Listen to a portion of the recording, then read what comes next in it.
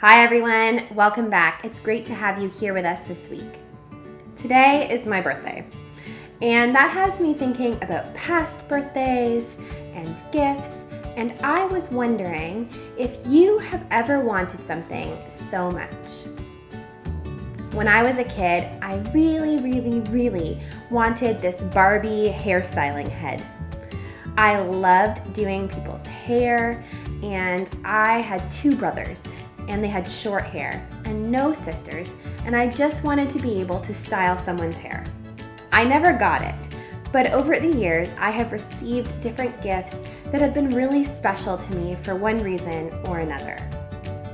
Have you ever been surprised with a gift that you hadn't asked for? We have a special guest with us here today who's going to share about one of the best gifts they've ever received. Hi kids, I'm Robo. What is the best gift you've ever received? Today, I'm going to share about one of the best gifts I've ever received, which was a digital watch that my parents gave me. The watch could do a bunch of cool things that my old watch couldn't do, like tracking the amount of steps you had in a day, tracking how far you went, and tracking how many calories you burned, as well as a few other things. I was really happy to get the watch because I had been wanting a watch like that for a while, and I was really excited when I got it. After getting it, I thanked my parents for the great gift, and I put the watch on right away. Thanks for listening to my story. Bye. Thanks for sharing with us this week, Robo. Kids, did you know that there's a story in the Bible about God giving a gift to someone? Today's scripture comes from 1 Kings, and it shares with us the time when Solomon became king at a very early age. You might remember hearing about King David. Well, Solomon was his son, and he became king sometime around the age of 20 or 25. And he didn't know very much about being a king, and he didn't have his dad around to ask him. Being a king is a really big responsibility. And Solomon wasn't truly confident in the skills that he had. We know this because the Bible tells us that Solomon said to God, "But I am only a little child, and I do not know how to carry out my duties." Solomon calling himself a little child is a sign of humility. It tells us that he feels inexperienced and that he has only a little knowledge of life. One night in a dream, God came to Solomon and said to him, "Ask what I should give you."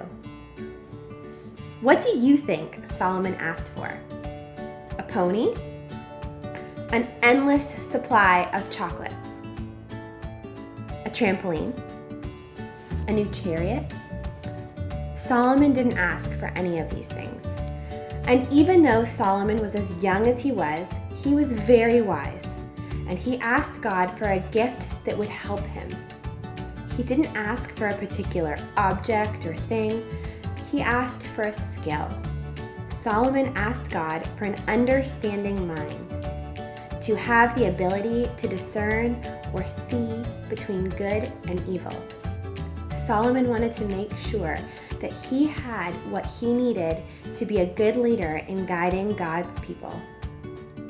Solomon thought that these abilities would help him more than anything else he could ask for. It's really easy to want lots of new things.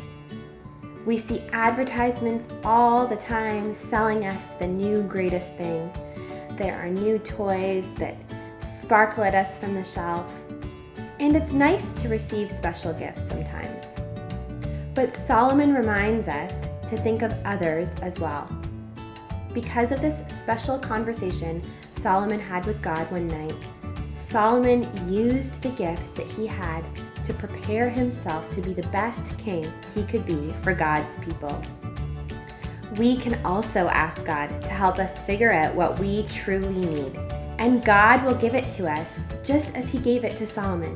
God will give us what we need to do the best job that we can do to love and serve those around us, in our neighborhoods, in our country, and in our world. That's all for me this week, kids. I'll see you next time.